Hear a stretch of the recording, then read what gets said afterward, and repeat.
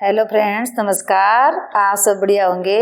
मैं आपके अच्छे स्वास्थ्य की ईश्वर से कामना करती हूँ और मैं आपके लिए आज एक कहानी लेके आई हूँ जिसका शीर्षक है मंत्री की सूझबूझ। ये कहानी बहुत ही शानदार है, जीवन में काम आने वाली है। इसको जरा पूरी सुनिए। राजा विजय मोहन देव बड़े ही प्रजावत्सल थे।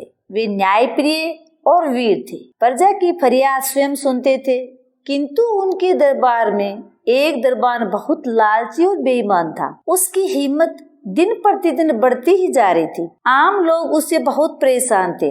जब भी किसी साधारण इंसान को सम्राट तक पहुंचना होता तो उसे रिश्वत दिए बगैर वह अंदर ही नहीं पहुंच पाता था। किसी को कोई उपाय नहीं सूझ रहा था जिससे उस दुष्ट को सबक मिल जाता। धीरे धीरे ऐसा हो गया कि आम लोगों ने उससे दुश्मनी मोल लेना ही छोड़ दिया और चुपचाप जब काम होता वह उस दरबान को कुछ दे दिलाकर खुश कर देते और अंदर जाकर अपना काम निकाल लेते।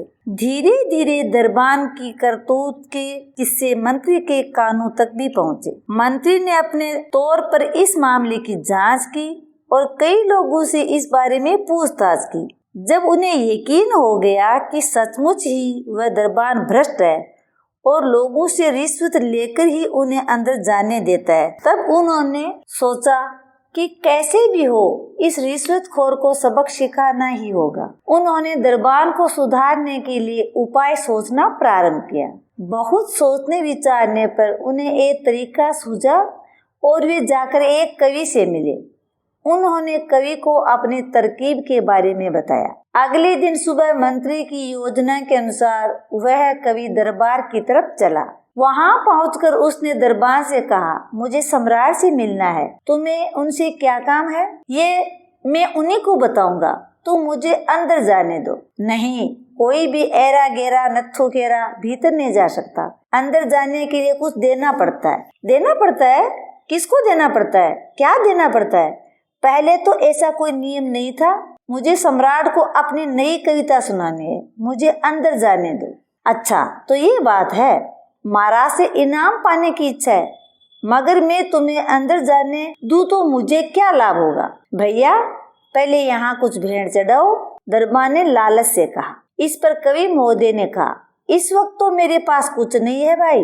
यकीन मानो, मुझे अपनी कविता सुनाकर जो भी इनाम मिलेगा उसमें से आधा मैं तुम्हें जरूर दूंगा। कृपया मुझे सम्राट के पास जाने दो। तब दरबान ने कुछ सोच कर कहा, अच्छा ठीक है, जाओ, पर याद रखना कि मेरा हिस्सा मुझे जरूर मिल जाना चाहिए। अगर बेईमानी की तो मुसीबत में पड़ जाओगे। दरबान ने उसे छिपे शब्दों में धमकी दी।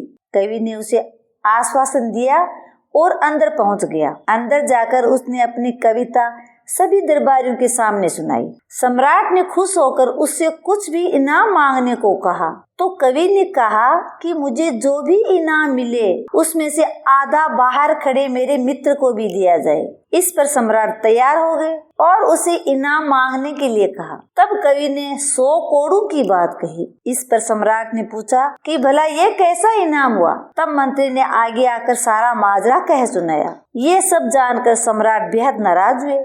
उन्होंने दरबान को भीतर बुलाया और उससे पूरे 100 कोड़े मारे गए। उसे नौकरी से भी निकाल दिया गया और कवि को 100 सोने की मोहरें इनाम में दे दी गई। इस तरह मंत्री की समझदारी से वह रिश्वतखोर दरबान पकड़ा गया और उसे उसके कुकर्मों की सजा भी मिली। पिटाई भी हुई और नौकरी भी हाथ से गई। धन्यवाद।